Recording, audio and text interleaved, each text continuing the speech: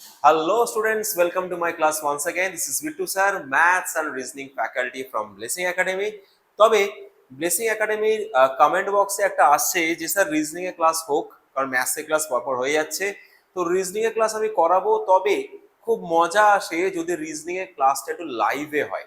তো আমি দুটো ডেট আমি আগের থেকে প্রায়র জানিয়ে দেবো আমাদের ইউটিউব চ্যানেলে, যেখানে আমি লাইভে আসবো একদম রিজনিং এর প্র্যাকটিস সেশন নিয়ে। সেখানে মজা হবে, কারণ রিজনিং কিন্তু মজার জিনিস। ওকে, তো আর দেরি না করে আজকে প্র্যাকটিস সেট 4 স্টার্ট করব। পরপর প্রত্যেকটা জায়গায় প্র্যাকটিস সেট গুলোকে ভালো করে খেয়াল করবে। যারা আগের প্র্যাকটিস সেট গুলো দেখোনি তারা ডেফিনেটলি আমার আই বাটনে ক্লিক করে প্র্যাকটিস সেট গুলোকে দেখবে। ঠিক আছে, আমি কিন্তু শেয়ার করে রাখলাম তোমাদের জন্য। চলো আর দেরি না করে আজকে সেশনের ফার্স্ট কোয়েশ্চেন স্টার্ট করছি। আমাদের ম্যাথসের ফার্স্ট কোয়েশ্চেন অন স্ক্রিন। কি কোয়েশ্চেন রয়েছে? এ এবং বি এর বয়সের অনুপাত 3:5। এ এবং বি এর বয়সের অনুপাত 3:5 এবং বি এর বয়স এর থেকে 8 বছর বেশি হলে এর বয়স কত? স্যার সোজা প্রশ্ন, 3:5 অনুপাত, 3:5 অনুপাত কার কার? এ এবং বি এর। এবার ডিফারেন্স কত স্যার? 2 ইউনিট। ডিফারেন্স কত স্যার? 2 ইউনিট। কেন ডিফারেন্স বার করলাম? বিকজ এখানে বলা আছে বি এর বয়স এর থেকে 8 বছর বেশি। বি এর বয়স এর থেকে 8 বছর বেশি, তাহলে স্যার এই 2 এর ভ্যালুই হচ্ছে 8 বছর। তাহলে 1 এর ভ্যালু কত স্যার? 4 বছর। তাহলে আমি যদি এখানে প্রত্যেককে 4 দিয়ে দিয়ে গুণ করে দিই স্যার, তাহলে আমি যে যার বয়স চাইবে আমি বার করতে পারবো। যার বয়স চাইবে আমি বার করতে পারবো। স্যার কার বয়স চেয়েছে? এর বয়স চেয়েছে। তাহলে এর বয়স হবে স্যার 12 বছর। এর বয়স হবে স্যার 12 বছর। অপশন নাম্বার ডি একদম সহজ প্রশ্ন, কারণ আমাদের সেশন কিন্তু শুধু পুলিশ এসআই নয়, পুলিশ কনস্টেবলও। আমাদের লক্ষ্য কিন্তু police SI plus police constable. Okay, দেখে নাও। আমাদের প্রথম প্রশ্ন আজকের শুরু হলো অনুপাত সমানুপাত থেকে। পরের প্রশ্ন আসুক স্যার। 36-এর 0.4% কত হবে? 36-এর 0.4% কত হবে? স্যার এটা কি করব? কিছুই না, নর্মাল ক্যালকুলেশন। পার্সেন্ট তোলার জন্য বেস একটা 100 আসে, পার্সেন্ট তোলার জন্য বেসে একটা 100 আসে স্যার।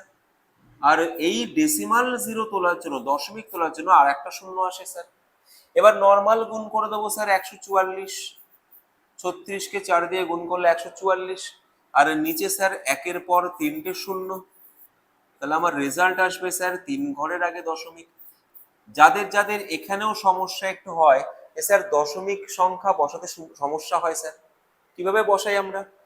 নিচে যে কটা শূন্য আছে, উপরে আমরা ধরে নেব এই যে 144 সংখ্যাটাতেও না দশমিক আছে। কোথায় আছে স্যার? শেষে আছে। দশমিক সবসময় কোথায় থাকে? কিছু না থাকলে মানে ধরে নেবে না যে দশমিক নেই। প্রত্যেকটা সংখ্যায় দশমিক থাকে। কোথায়? শেষে। তো এই দশমিকটাকে তত ঘর ডান দিকে, সরি বাম দিকে, লেফট সাইডে শিফট করতে হয়। তাহলে এখানে 3টে শূন্য আছে, তাহলে এখান থেকে 3 ঘর শিফট করলে কোথায় বসবে? একের আগে বসবে। তাহলে 0.144 হবে আমাদের আনসার। বুঝতে পারলাম?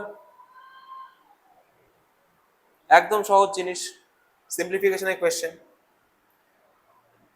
নেক্সট প্রশ্ন, মান নির্ণয় করতে হবে। কি লেখা আছে স্যার এখানে? ছোট্ট একটা এক্সপোনেন্টসের অঙ্ক। এক্সপোনেন্টস মানে সহগ।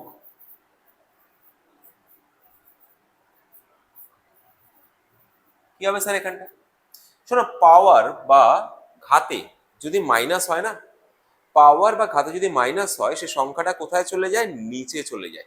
যদি উপরে থাকে নিচে যায়, যদি নিচে থাকে উপরে যায়। মানে সাইড চেঞ্জ করে, ফ্লোর চেঞ্জ করে, তলা চেঞ্জ করে। তাহলে x⁵ এখানে মাইনাস আছে, তাহলে স্যার এটা কোথায় চলে যাবে? নিচে চলে যাবে। আর x⁵ এ স্যার মাইনাস আছে, এটা কোথায় চলে যাবে? উপরে চলে যাবে। মাইনাসটা উঠে যাবে এবং ওরা সাইড চেঞ্জ করবে। ধরো ধরো যদি তোমার কোথাও লেখা থাকে 2/7 -2, এটা কি হয়ে যাবে স্যার? মাইনাস তুলতে গেলে পাওয়ার থেকে পাওয়ারে মাইনাস উঠে যাবে, আর উপরের সংখ্যা চলে আসবে নিচে, নিচের সংখ্যা চলে যাবে উপরে। কারণ এই পাওয়ারটা পুরো সংখ্যাটা 2/7 পুরো ভগ্নাংশটারই পাওয়ার। তাহলে ভগ্নাংশটার পাওয়ারটাকে যদি আমি মাইনাসটাকে প্লাস করে দিই, ভগ্নাংশটা কি হবে? উল্টে যাবে। এখানেও ঠিক তাই।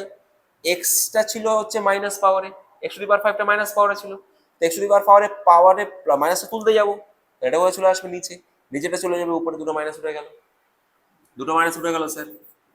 এবার বাকি যেটা রয়েছে ক্যান্সেল আউট করে দাও, result 1 sir, answer, that's it. Result 1 sir, answer, that's it. Okay, option number A. এগোচ্ছে ক্লাস, এগোচ্ছে ক্লাস, এগোবে, সেশন এগোচ্ছে, সেশন এগোবে, এগোবেই এগোবে, চিন্তা নেই। নেক্সট স্যার, নেক্সট বলছে নিচের কোন সংখ্যাটি 9 দ্বারা সম্পূর্ণরূপে বিভাজ্য? 9 দ্বারা বিভাজ্যতার নিয়মটা কি?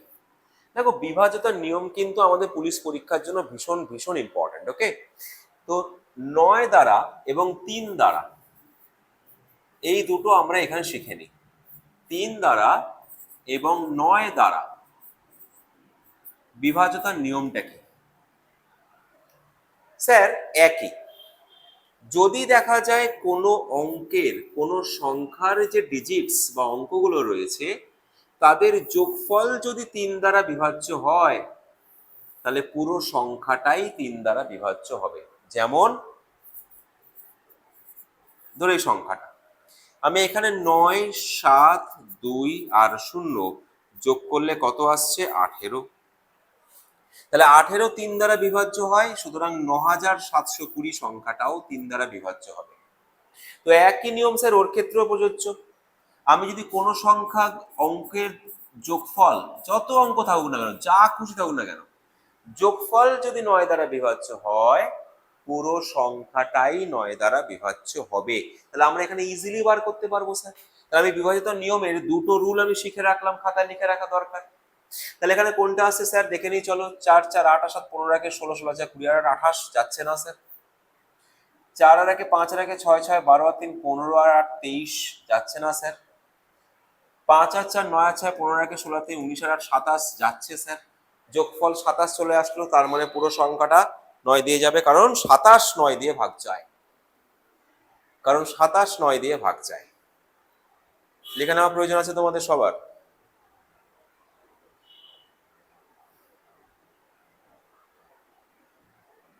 পুরো ক্লিয়ার হয়ে গেল স্যার আমাদের, কোনো অসুবিধা নেই। আমি যতটা পারবো ক্লিয়ার করে দেবো তোমাদের।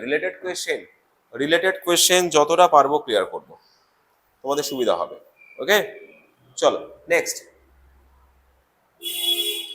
পরের প্রশ্ন। প্রশ্ন আছে, কোন সংখ্যা 25-এর 1/3 থেকে 6 বেশি হলে সংখ্যাটি, কোন সংখ্যা 25-এর 1/3 থেকে 6 বেশি হলে সংখ্যাটি কত? স্যার 25-এর 1/3 থেকে আরো 6 বেশি, 25-এর 1/3 থেকে আরো 6 বেশি, তাহলে সংখ্যাটি কত? সুন্দর অঙ্ক স্যার। স্যার একেবারে সহজ অঙ্ক, এটাকে ভাগ করো, 3 8 24 দশমিক, কেন স্যার 1 থাকছে, যাচ্ছে না 3 দিয়ে, 10, 3 3 9, 3 3 9 কন্টিনিউ চলে যাবে, তাহলে 14.33। ব্যাস, আনসার এসে গেল অপশন নাম্বার এ। ভাগটা একটু করে দেখাই, অনেকের সমস্যা থাকতে পারে, কারণ আমরা কিন্তু সবাইকে নিয়ে এগোবো। 3 8 24 দশমিক 0, 3 3 9 1 0, 3 3 9, সারা জীবন চলবে, তোমরা পুলিশের চাকরি পেয়ে যাবে যদি ভাগটা আমি করি। পুলিশের চাকরি পাওয়ার পরে দেখবে ভাগ করছে স্যার দাঁড়িয়ে দাঁড়িয়ে, তখনও মিলবে না। 8.33, 8.33। ওকে, চলো নেক্সট স্যার, হয়ে গেল। নেক্সট, মান নির্ণয় করো, মান নির্ণয় করো স্যার। 120 ব্র্যাকেটে 6 + 12 × 2, এই দশমিকটায় কিছু একটা নির্ধারিত ছিল, কিছু একটা নির্ধারিত ছিল। এখানটা মনে হচ্ছে ভাগ ছিল, ভাগ, ভাগ চিহ্ন। তাহলে কত হবে স্যার? আগে ব্র্যাকেটের কাজ, এবং ব্র্যাকেটের মধ্যে দুখানা চিহ্ন আছে, গুণ আর যোগ, তার মানে গুণের কাজ আগে। তাহলে 12 দুগুণী 24 আর 6 30, 12 দুগুণী 24 আগে, তারপর 6 30, খবরদার 12 হচ্ছে 18 দুগুণী 36 করে দিও না। কারণ এই সিম্পলিফিকেশন বা সরলীকরণে যদি এটাকে আগে করো, দেখো রেজাল্ট পুরো উল্টো আসবে। বুঝতে পারছি? That is wrong. তাহলে আমাদের কি করতে হচ্ছে? রুল অনুসারে চলতে হচ্ছে স্যার। তাহলে আনসার কত আসবে? 4। ডিভিশন সাইন হবে এখানটা 120 ডিভাইডেড বাই ব্র্যাকেটস। ছোট ছোট অঙ্ক, আজকে সেশনে ছোট ছোট অঙ্ক থেকে শুরু করছি আমরা, কোনো অসুবিধা নেই। সব ধরনের প্রশ্ন করব, যাদের যেসব স্টুডেন্টের মনে হবে স্যার এগুলো কোনো ব্যাপারই না, তারা আমি কোনোটাকে করে দিয়ে ওয়েট করে নেক্সট সামের জন্য, সেটাও একটা চ্যালেঞ্জ, সেটাও চ্যালেঞ্জ নিতে হবে তোমাকে। প্রত্যেকটা পদে চ্যালেঞ্জ স্যার, জীবনের প্রত্যেকটা পদে চ্যালেঞ্জ। আর হ্যাঁ, কখনো কোনো প্রতিপক্ষকে না ছোট হিসাবে নেবে না, ছোট কোনো প্রতিপক্ষ হয় না গো, বুঝতে পেরেছো? সব সময় মনে রাখবে, এই যে প্রতিপক্ষ, এই অঙ্কটাও তোমার প্রতিপক্ষ ছিল, ঠিক আছে? ছোট করে নেবে না, ক্যাজুয়ালি নেবে না, কারণ তুমি যে প্রতিপক্ষকে ক্যাজুয়ালি নেবে সেই প্রতিপক্ষই কিন্তু প্রতিঘাত আনবে তোমার উপর, এটা মাথায় রাখতে হবে, ঠিক আছে? কাজে কোনো প্রশ্নপত্রের মধ্যে প্রচুর প্রশ্ন থাকবে, অনেক প্রশ্ন আমাদের কাছে একদম ইজি, কিন্তু সেইগুলো সাবধানে, যতটা সাবধানে তুমি কঠিন প্রশ্নের উত্তর করো, ততটা সাবধানেই সেই প্রশ্নের উত্তর করতে হবে তোমাকে, কারণ সে প্রশ্নটাই তোমাকে ভুল হওয়ার জন্য দায়ী হয়। সমীক্ষায় বলে ম্যাক্সিমাম স্টুডেন্ট ভুল করে কিন্তু তার জানা প্রশ্নে, এটা কিন্তু মাথায় রাখতে হবে। ম্যাক্সিমাম স্টুডেন্ট ভুল করে তার জানা প্রশ্নে, তার অজানা প্রশ্নে সে ভুল করে না অঙ্কের ক্ষেত্রে, তাড়াহুড়োতে জানা প্রশ্নেরই বেশি ভুল উত্তর করে। ওকে, চলো খেয়াল রাখতে হবে। নেক্সট কি বলছে? একটি বালকের 5টি লাল বল, 3টি সাদা বল আর 2টি হলুদ বল আছে। তার কাছে কত শতাংশ হলুদ বল? শতাংশ বার করা স্যার জলের মতো। স্যার কি করব? আগে মোট কতগুলি বল আছে দেখি। স্যার মোট 10টি বল আছে স্যার। তার মধ্যে হলুদ বল কটি আছে? স্যার হলুদ বল 2টি আছে স্যার। শতাংশ বেরিয়ে গেছে স্যার, শতাংশ বেরিয়ে গেছে স্যার। 1/5 ভগ্নাংশ, আর 1/5 ভগ্নাংশ মানেই হচ্ছে 20% বা 20%। 1/5 ভগ্নাংশ মানেই স্যার 20% বা 20%। পুলিশের পরীক্ষা, লক্ষ্য আমাদের স্থির রাখতে হবে, মিশন খাকি, খাকি ওয়ার্দি, দারুণ জিনিস, দারুণ লাগে। নেক্সট, একটি আয়নাতে ঘড়ির সময় যখন 3:15 দেখায় তখন সঠিক সময় কত হবে? বেসিক্যালি এটা একটা রিজনিং এর কোয়েশ্চেনও আসতে পারতো। আমরা ক্লক চ্যাপ্টারটা যদি করি তাহলে তার মিরর ইমেজ পার্টে এগুলো আসে। তো এটা আমরা কিভাবে করব স্যার? কিছুই না, নর্মাল স্যার। ঘড়িতে কটা বাজে? 3:15। অ্যাকচুয়ালি মিরর ইমেজে 3:15 দেখাচ্ছে, ঘড়িতে কটা বাজে জানার জন্য যে সময়টা দেওয়া থাকবে সেই সময়টাকে আমরা 11 ঘন্টা 60 মিনিট বা 12 ঘন্টা, আমি একেবারে স্প্লিট করে দিলাম এটাকে বিয়োগ করার সুবিধার জন্য, আমাদের হিসাবে সুবিধার জন্য। 12 ঘন্টার থেকে সেই সময়টাকে বিয়োগ করলেই ঝামেলা শেষ। আর 12 ঘন্টাকে লেখা যায় 11 ঘন্টা 60 মিনিট। তাহলে স্যার বিয়োগ করলে কত আসছে? 8 ঘন্টা 45। তার মানে 8:45 যদি অ্যাকচুয়াল ঘড়িতে দেখায়, তাহলে তার মিরর ইমেজটা আয়নায় দেখলে রিফ্লেকশনটা হবে 3:15। তাহলে আমাদের আনসার হবে অপশন নাম্বার ডি। কি বললাম আমি?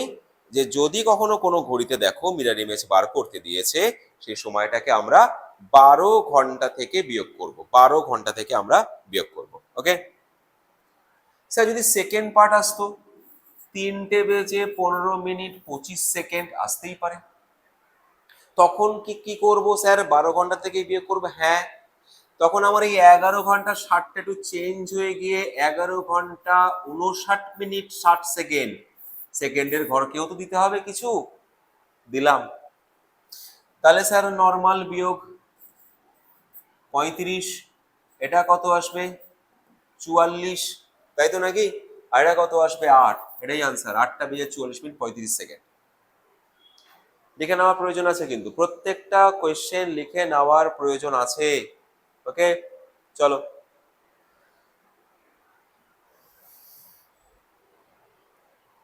নেক্সট প্রশ্নে যাচ্ছি। 16টি সংখ্যার গড় 8, 16খানা সংখ্যা আছে, তাদের গড় হচ্ছে 8। যদি প্রতিটি সংখ্যার সঙ্গে 2 যোগ করা হয় তাহলে সংখ্যাগুলির নতুন গড় কত হবে? খুব সুন্দর প্রশ্ন এবং খুব ইম্পর্টেন্ট প্রশ্ন। যে কোনো পরীক্ষা, পুলিশ বলে না, স্টেট লেভেলে যে কোনো পরীক্ষায় এই ধরনের প্রশ্ন আসে। আমরা একটা ছোট্ট জিনিস শিখে রাখবো। কি জিনিস? স্যার, যদি প্রতিটি সংখ্যার সাথে যা অপারেশন হবে, যা অপারেশন হবে, স্যার অপারেশন মানে 2 যোগ 2 বিয়োগ 2 গুণ 3 যোগ 3 ভাগ, সবার সাথে যদি একই অপারেশন হয়, যা অপারেশন সবার সাথে হবে এই গড়ের সাথেও সেই অপারেশনই হবে। তাহলে আমি এখানে সংখ্যার সাথে, প্রতিটি সংখ্যার সাথে কি করেছি? 2 যোগ করেছি, অর্থাৎ গড়ের সাথেও জাস্ট সেই অপারেশনই হবে। এটাই স্যার আনসার হয়ে যাবে। নতুন গড় কত হবে স্যার? নতুন গড় 10 হয়ে যাবে। বোঝানো গেল পরিষ্কার করে? যদি স্যার সবার সাথে 2 ভাগ হতো তাহলে গড় 4 হয়ে যেত স্যার, 8 ভাগ 2 হতো। এটা কিন্তু শেখার বিষয়, খুব সুন্দর ছোট একটা ট্রিকের অঙ্ক এটা। হলো। নেক্সট প্রশ্ন স্যার, মান নির্ণয় করতে বলেছে একটা দশমিক ভগ্নাংশের সরলীকরণ। দেখতে হবে, এটাতে অনেকের অসুবিধা হতে পারে, এটা তো অনেকের অসুবিধা হতে পারে স্যার। আগে ভাগটা করব। এই ভাগ কিছু নেই, ভাগটা কিভাবে করতে হয় দেখো। আগে দশমিক তুললে 25-এর নিচে কত বসবে? 10। আর ভাগের নিয়ম কি স্যার? গুণ হলে ভাগের পরে ভগ্নাংশটি উল্টে যায়, দিয়ে তারপর নর্মাল কাটাকাটি, 5 দিয়ে 2, 24। ব্যাস, এই পুরো রেজাল্টটা কত বেরোলো? 24। বসিয়ে দাও স্যার, 24। পরেরটা স্যার কি করব? মাল্টিপ্লাই করব স্যার, নর্মাল 35-কে দিয়ে 24-কে মাল্টিপ্লাই করব। তাহলে 24-কে 5 দিয়ে গুণ করলে কত আসছে? 120। শূন্য, ক্যারি কত স্যার? 12। 24-কে 3 দিয়ে গুণ করলে হয় 72, 72 আর 12 হচ্ছে 84। একটা ঘরের আগে দশমিক ছিল স্যার, ডান দিক থেকে একটা ঘরের পর দশমিক বসিয়ে দাও, অঙ্ক শেষ। অঙ্ক শেষ। নর্মাল গুণ করব, গুণ করার পর মোট যে দশমিক থাকবে ভগ্নাংশের পরে সেই ঘরটার পর দশমিক লিখে দেবো, ব্যাস অঙ্ক শেষ। বোঝা গেল? পরিষ্কার বোঝা গেল স্যার? চলো আস্তে আস্তে এগোই। পরের অঙ্ক কি আছে? বলছে নিচের কোন গরিষ্ঠ সংখ্যাটির দ্বারা এত এবং এত 259 এবং 847-কে ভাগ করলে প্রতি ক্ষেত্রেই 7 অবশিষ্ট থাকবে? এটা কিন্তু দারুণ কোয়েশ্চেন, এটা সবার শেখার মতো কোয়েশ্চেন। এই চ্যাপ্টারটায় সবাই কিন্তু একটু সাবধানে থাকে। চ্যাপ্টারের নাম কি? এই চ্যাপ্টারের নাম হচ্ছে এইচসিএফ এলসিএম। এইচসিএফ এলসিএম এ আমাদের বুঝতে অসুবিধা হয় যে কখন এইচসিএফ হবে কখন এলসিএম হবে, মানে কখন গসাগু হবে কখন লসাগু হবে। দেখো, ঘুরিয়ে ফিরিয়ে প্রত্যেকটা গসাগু লসাগুর অঙ্কে একই জিনিস খুঁজতে বলে, হয় কি দিয়ে ভাগ করব, না হয় কাকে ভাগ করব। মিলিয়ে নেবে প্রত্যেকটা কোয়েশ্চেনে একই জিনিস, কি দিয়ে ভাগ করব অথবা কাকে এই এই এই এই দিয়ে ভাগ করব। তো যদি কাকে ভাগ করতে দেয় অর্থাৎ ভাজ্য বার করতে দেয়, তখন আমরা কি করব? এলসিএম বা লসাগু বার করব। আর যখন কি দিয়ে ভাগ করব বার করতে দেয়, কি দিয়ে, তখন আমরা এইচসিএফ বা গসাগু বার করব। যে কোনো অঙ্কে এখানে স্যার কি দিয়েছে? কি দিয়ে, কোন গরিষ্ঠ সংখ্যাটির দ্বারা, কোন দ্বারা কি দিয়ে ভাগ করবো, আমরা এখানে গসাগু করব। কিন্তু গসাগু করার আগে আমাদের একটা মাথায় রাখতে হবে, কি? গসাগু করার আগে মাথায় রাখতে হবে এখানে অবশিষ্ট একটা কোশ্চেন ছিল, একটা কোশ্চেনে অবশিষ্ট বা রিমাইন্ডার দিয়েছে। তাহলে স্যার কি করতে হবে? প্রথমে স্যার 259-এর থেকে এবং 847-এর থেকে ওই ভাগশেষটাকে বাদ দিয়ে রাখতে হবে।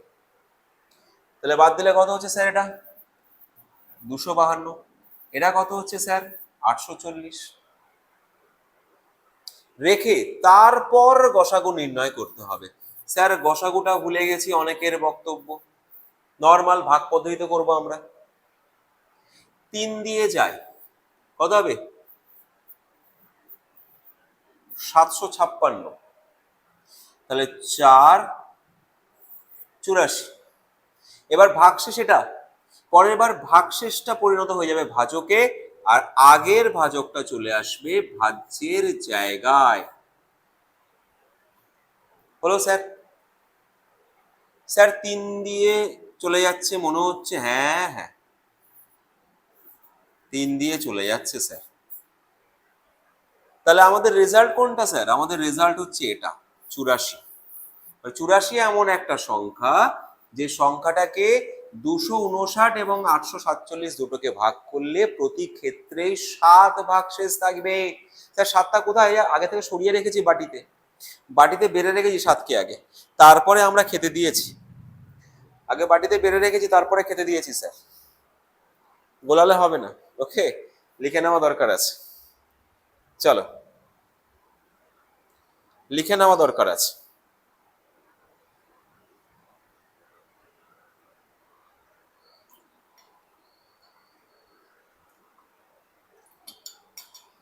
নেক্সট, নেক্সট স্যার,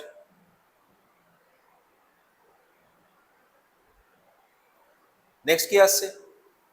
আরে fine, 0.123 by 10 to the power 3, 0.123 by 10 to the power 3 কি করবো স্যার? 10 to the power 3 মানে হচ্ছে একের পর 3টে শূন্য, পাওয়ারে যত একের পর তত 0। আর এই ভাগের নিয়ম আমরা জানি যে ভাগে যে কটা শূন্য থাকে এই দশমিকটাকে বাম দিকে সে কটা ঘর সরাতে হয়, একটাই করেছি আমরা আর একটা অঙ্কে। তো স্যার 3 ঘর সরাবো, 3 ঘর তো নেই স্যার, 0 বসাও, যত ঘর দরকার 0 বসাও, ফ্রি, কোনো কস্ট লাগে না, ফ্রি অফ কস্ট। 3টে ঘর সরিয়ে দাও, 3টে 0 দাও, হয়ে গেল আনসার তোমার। বেশ, দেখা যাক, চল। তো 1365কে দিয়ে প্রথমে 1560কে আমরা ভাগ করব, কত যাচ্ছে 1365 হলো। তারপরে স্যার কত আসছে 195, 7 দিয়ে যেতে পারি,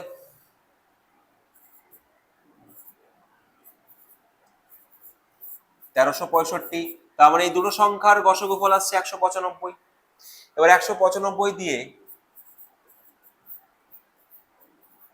1755কে দেওয়া দরকার, কারণ আমার এই দুটোর ফলে গসগুফল বেরিয়ে এসছে, তাকে দিয়ে এবার তৃতীয় সংখ্যাটি দেবো। 4টে সংখ্যা থাকলে আবার আমাদের প্রসিডিওর কন্টিনিউ চলবে। স্যার কত দিয়ে যাবে? 9 দিয়ে দেখি, কারণ লাস্টে 5 আছে। হলো রেজাল্ট স্যার 195। ব্যাস, কি আছে স্যার? কিছুই তো নেই। আস্তে আস্তে করে এগোবো, আস্তে আস্তে করে ধরবো, প্র্যাকটিস সেট শেষ করবো, ব্যাস পুরো ক্লিয়ার, পুরো ক্লিয়ার হয়ে যাবে আমাদের কনসেপ্ট, আর কিচ্ছু না। ওকে, নেক্সট কোয়েশ্চেন কি বলছে? সুরেশ 800 টাকা ধার করে 6% সুদে এবং নরেশ 600 টাকা ধার করে 10% সুদে, কত সময় পরে উভয় ঋণের পরিশোধের পরিমাণ সমান হবে? বাহ, দারুণ প্রশ্ন। ঋণ পরিশোধের পরিমাণ সমান হবে, দারুণ প্রশ্ন। দেখো, একজন 800 টাকার 6% করে সুদে নিয়েছে, তার মানে তার প্রতি বছর সুদ কত আসবে? 48 টাকা সুদ। আর আরেকজনের 600 টাকা করে 10% সুদে নিয়েছে, তাহলে এর প্রতি বছর সুদ আসবে কত টাকা? 60 টাকা। তাহলে ওদের যে গ্যাপটা, দেখো এ তো কম সুদ দেবে, বেশি সুদ দেবে, তো দিয়ে দিয়ে দিয়ে দিয়ে প্রত্যেক বছর 12 টাকা করে বেশি শোধ করছে। তাহলে এদের গ্যাপটা কত? কারণ আমাকে সমানে সমানে আনতে বলেছে। এই সুদ বেশি দিচ্ছে কিন্তু এর টাকা কিন্তু কম ধার করেছে। কত টাকা কম ধার করেছে স্যার? 200 টাকা কম ধার করেছে। তাহলে এই 200 টাকা যে কম ধার করেছে, সেই 200 টাকা ধারটা গ্যাপটাকে মেটাবে সে। কতদিনে মেটাবে? স্যার প্রতি বছরে তো 12 টাকা করে মেটাচ্ছে, তাহলে এত বছর সময় লাগবে। প্রতি বছর গ্যাপটা ওদের মধ্যে 12 টাকা করে মিটছে, তাহলে 200 টাকা গ্যাপটা মেটাতে কত সময় লাগবে? স্যার এত বছর সময় লাগবে। 4 দিয়ে কাটাকাটি যাবে, তার মানে 16×2=3। 16×2=3 বছর সময় লাগবে। বোঝা গেল পরিষ্কার? 16×2=3 বছর সময় লাগবে স্যার, আর কিচ্ছু না। ওকে, নেক্সট অ্যান্ড লাস্ট কোয়েশ্চেন, আজকে সেশনের লাস্ট কোয়েশ্চেন। চলো, কিছু পরিমাণ টাকা একটি নির্দিষ্ট হারে সরল সুদে বিনিয়োগ করা হলে 3 বছরের জন্য, বেশ, যদি 1% বেশি সুদে তা রাখা হতো তাহলে 5100 টাকা অতিরিক্ত পাওয়া যেত। ওই অর্থের পরিমাণ কত? দেখো 3 বছরের জন্য আমি রেখেছিলাম যা খুশি টাকা নির্দিষ্ট হারের সুদে। 1% বেশি সুদে রাখলে এত টাকা বেশি পাওয়া যেত 3 বছরে। তাহলে 3 বছরে স্যার যদি 5100 টাকা পেতাম এক্সট্রা 3 বছরে, তাহলে 1 বছরে কত টাকা এক্সট্রা পাওয়া যেত স্যার? একেবারে সোজা 1700 টাকা। এবং এই এক্সট্রাটা কেন পেতাম স্যার? 1% বেশি সুদ পেয়েছি বলে। তাহলে ওই 1%-এর মানই স্যার অঙ্ক শেষ, আর কিচ্ছু নেই। এটাই, এই ঘাটটা ধরতে পারলেই অঙ্কে আর কিছু নেই। এই 1% ভ্যালুই স্যার 1700 টাকা। তাহলে 100%-এর ভ্যালু মানে মোট টাকা 1,70,000 টাকা। তাহলে কত টাকা সুদ ধার নিয়েছিল সে? 1,70,000 টাকা ধার নিয়েছিল সে। সহজ উপায় করা যাবে স্যার, কিচ্ছু চাপ নেই। লেগে থাকতে হবে, শুধু একটাই করতে হবে, আমার সাথে লেগে থাকতে হবে, কনসিস্টেন্টলি লেগে থাকতে হবে, সাবস্ক্রাইব করতে হবে, শেয়ার করতে হবে, আর বেল আইকনটা প্রেস রাখতে হবে, যাতে করে ভিডিও পোস্ট করলেই সবার আগে নোটিফিকেশন সবার আগে তোমার কাছেই যায়, আর কারোর কাছে না, তোমার কাছে। ওকে, তো আজকে এটুকুই থাকলো। Thank you very much. Thank you এই ভিডিওটাকে দেখার জন্য, আমাকে সাপোর্ট করার জন্য। সাথে থেকো, ভালো থেকো, সুস্থ থেকো। ধন্যবাদ।